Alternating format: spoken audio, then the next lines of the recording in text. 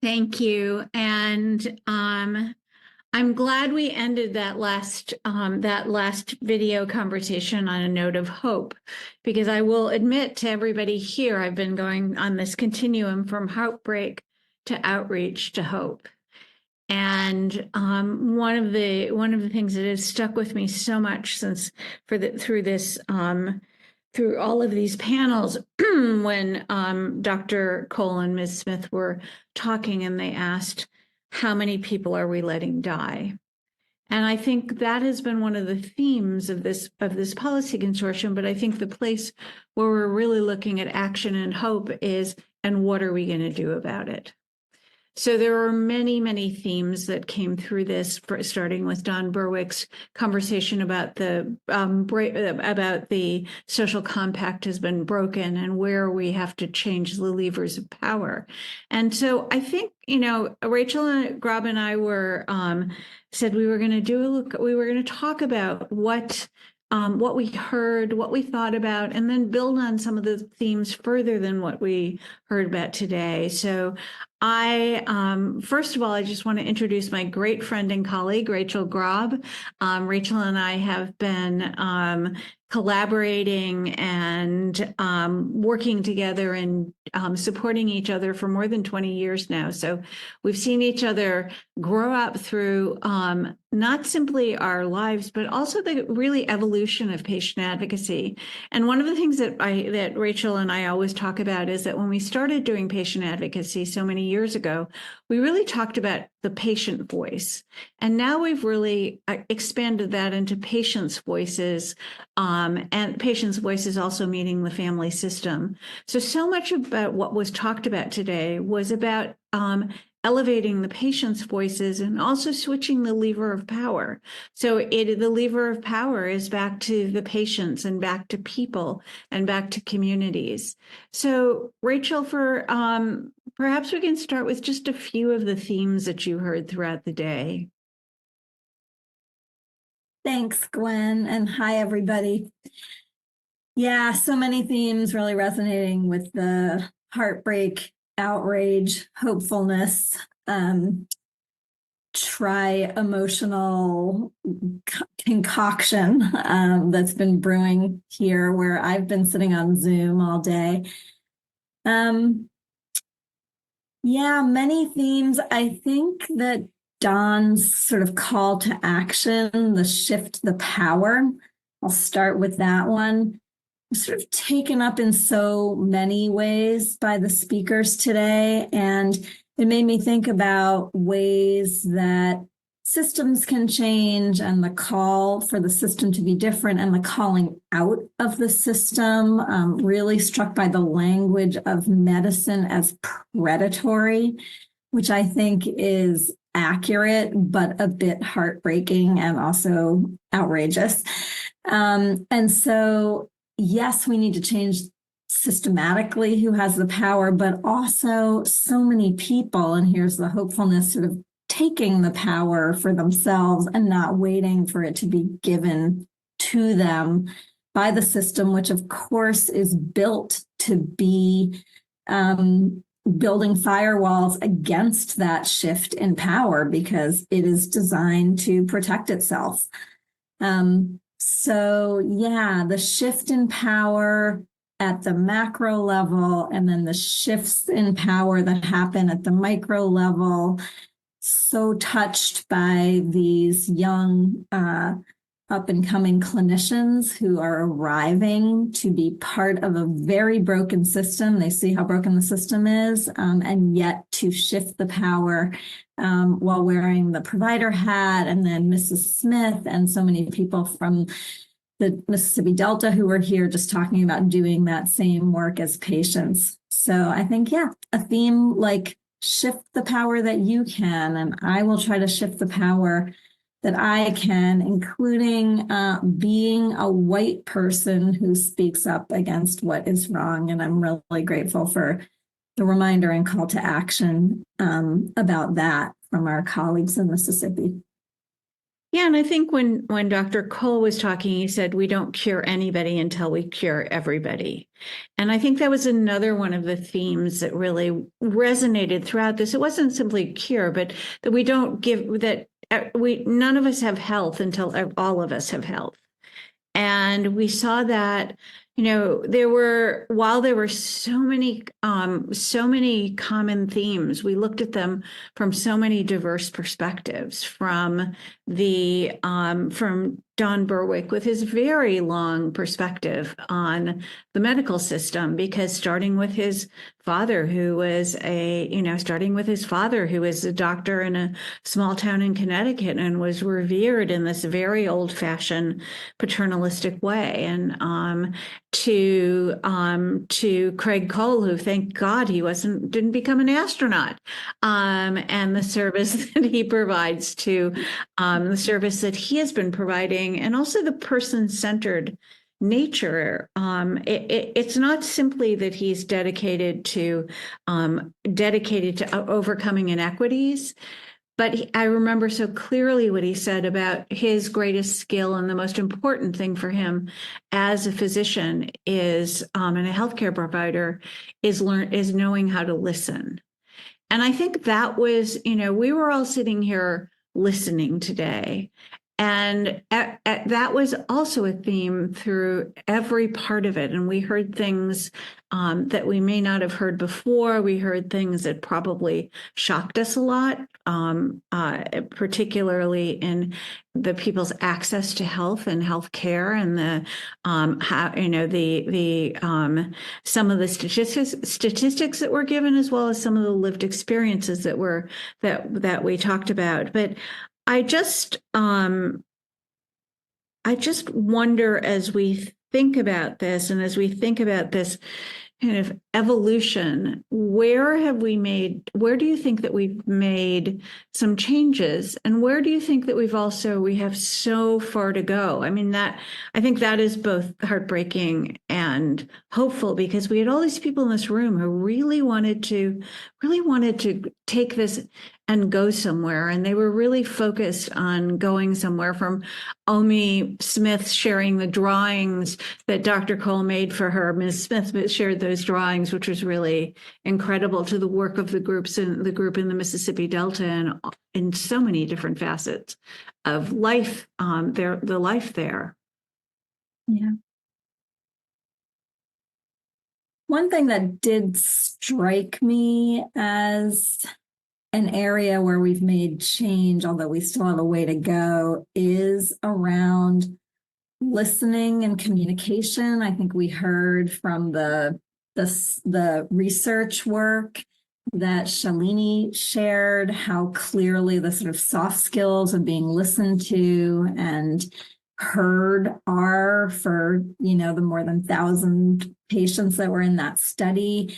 I think we heard Dr. Cole saying the most important tool in medicine is listening. I don't think medicine used to say that. Mm-hmm. I think that there is a shift from both the subset, at least, of people in medicine who are interested in transformation, to really understand the power of listening, of hearing, of witness, of testimony, of how sort of individualized people's lives are and how much that's going to matter to their care.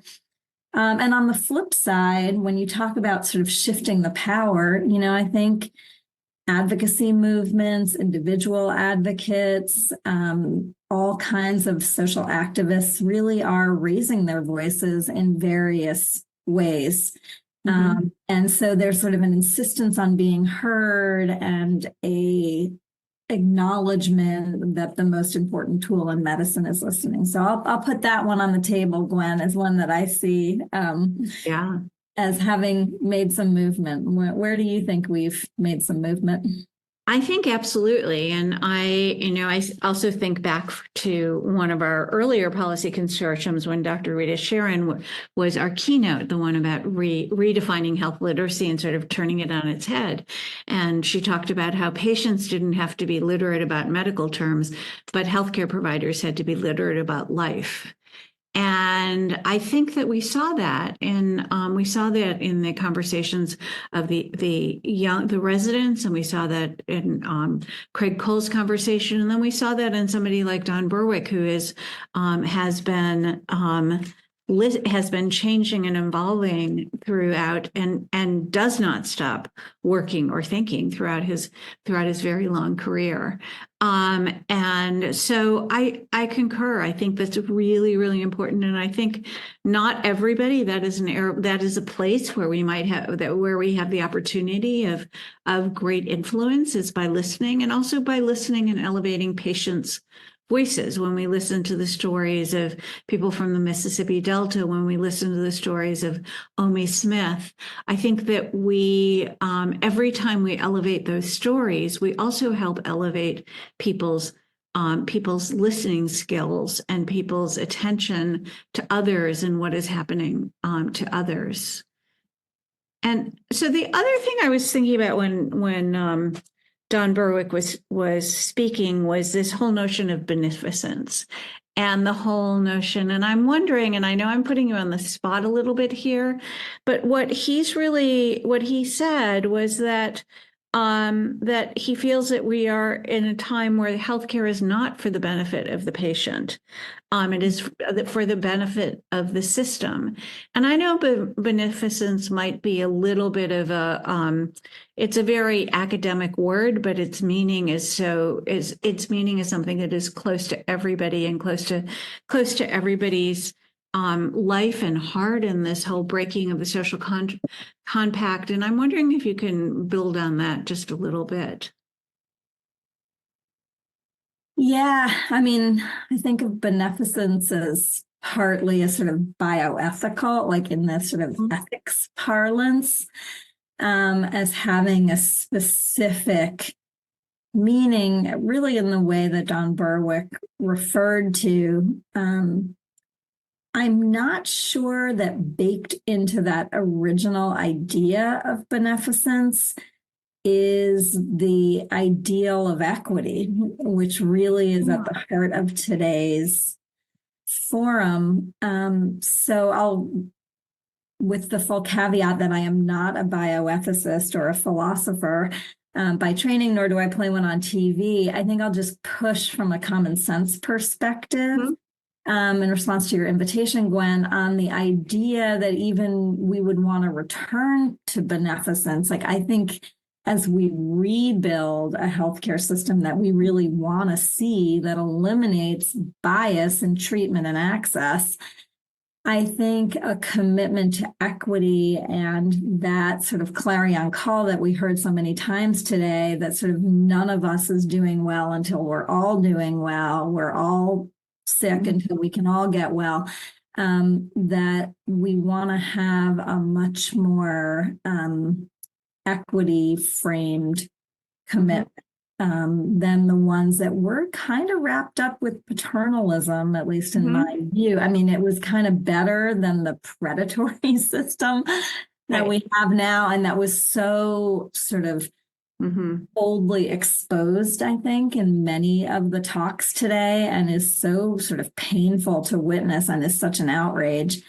But we don't want to go back to the doctor knows best either, and sort of bestows upon us his wisdom. I think we more want to understand that health and healthcare are entwined, that we cannot have pesticides and chemicals sprayed on us from above while we are driving in our cars. That cannot be happening to anyone in our country or on our planet.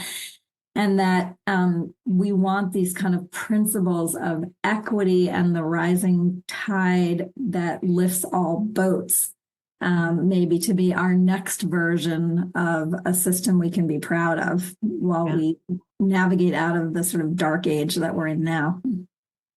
And so if we were to think, and we should both answer this, about how we would characterize our new social compact, because I think if we're in the contemporary world, if we're really thinking about what we want today, what is our social compact? And where does it start? And that's one half of my question to you. My other half of my question to you is that I did not introduce you as the director of the Qualitative and Health Experiences Lab at the University of Wisconsin, but listening to people, listening to patients and caregivers' narratives is something that you've been doing for a long time now. And it is a place where I think so much of your ideas and so much of what you talk about and think about so beautifully and is based on what you hear from people and really what listening is. So I think, Rachel, your work really exemplifies deep listening. And so that was a very wandering question or wandering comment, but I would love to hear a little bit more about what it means to deeply listen and how that sort of informed your ideas and the ideas of people that you work with about what our compact is to each other and what our responsibilities are to each other. Yeah. It's a big question. I don't think we're going to get it all the way answered in the next 13 minutes and 55 seconds. But I think that,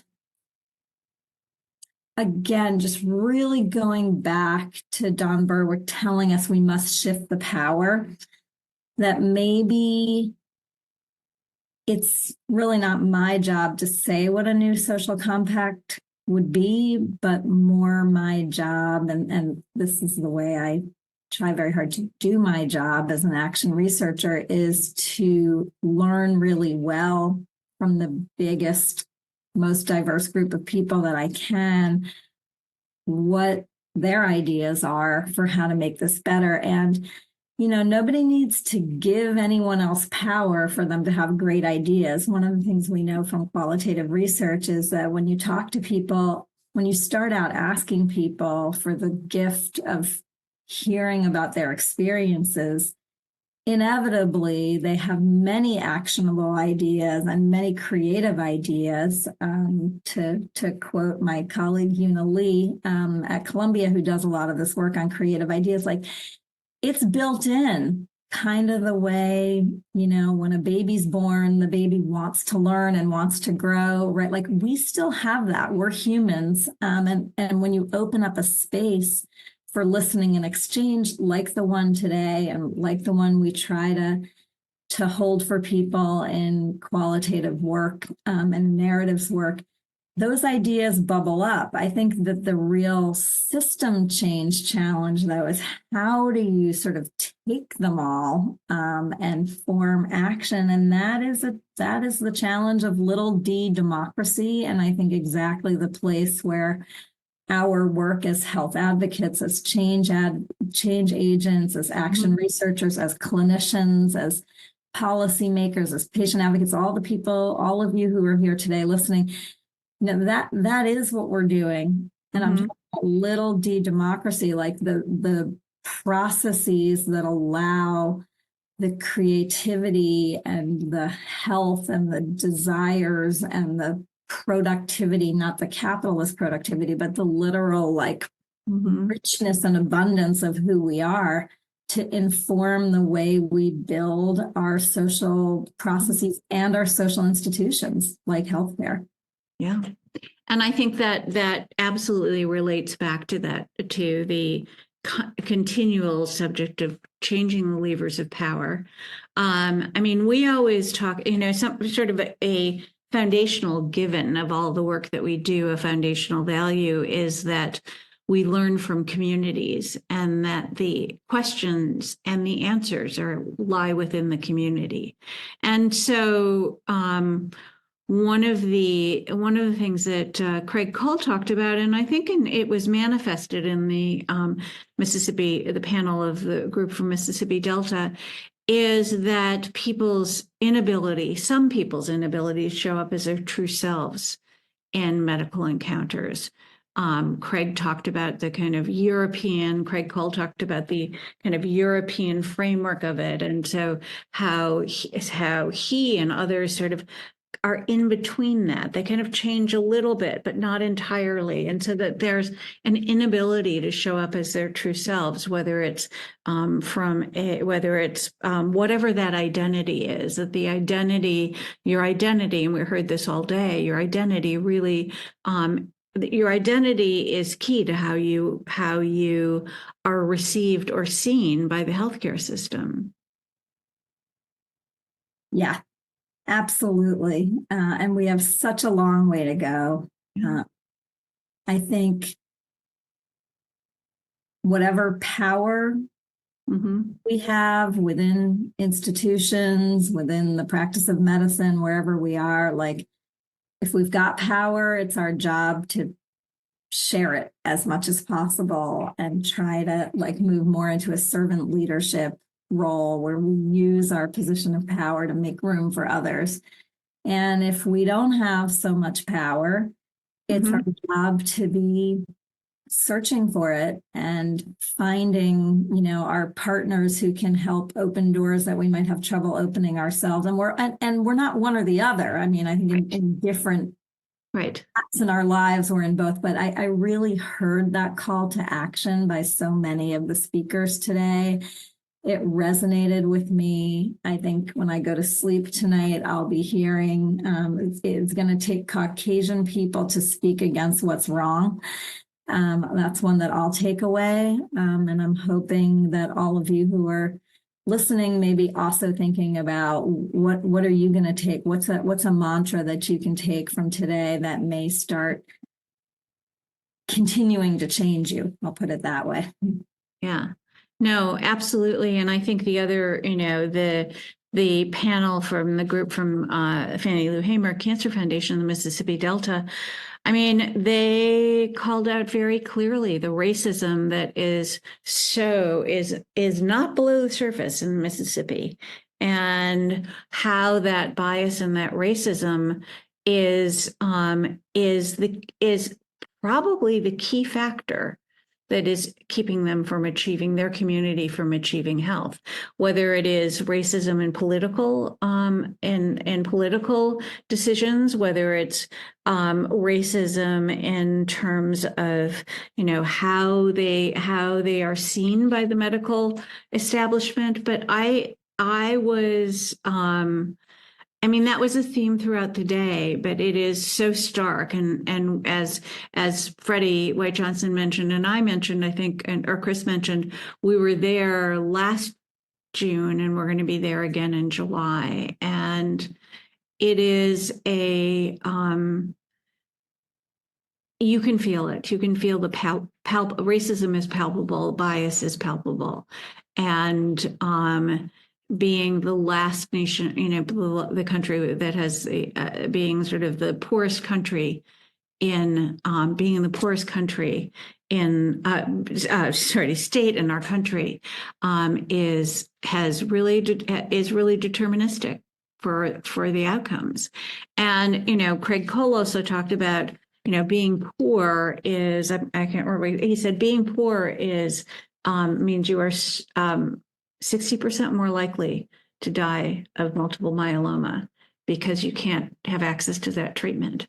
So, we talk about, they talked about how many people are we letting die. I think once again, we have to talk about how many people are we willing to let die, and where is our social and political will, which was also a really central theme of this policy consortium.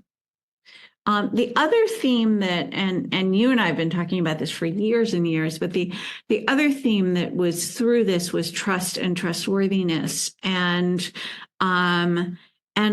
you and I have done a lot of trust work together, and I remember being shocked when you told me when you made a presentation the other day, and we were talking about the lack of kind of interest in publications and why the healthcare system should trust in people, and that the only paper that was written was one that you and late David Myers and I did about why physicians should trust patients.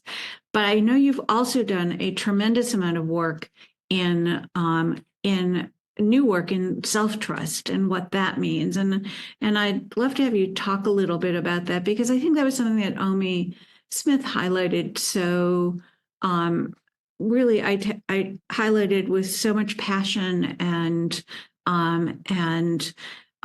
so much power in her in that panel discussion. Yeah, agreed.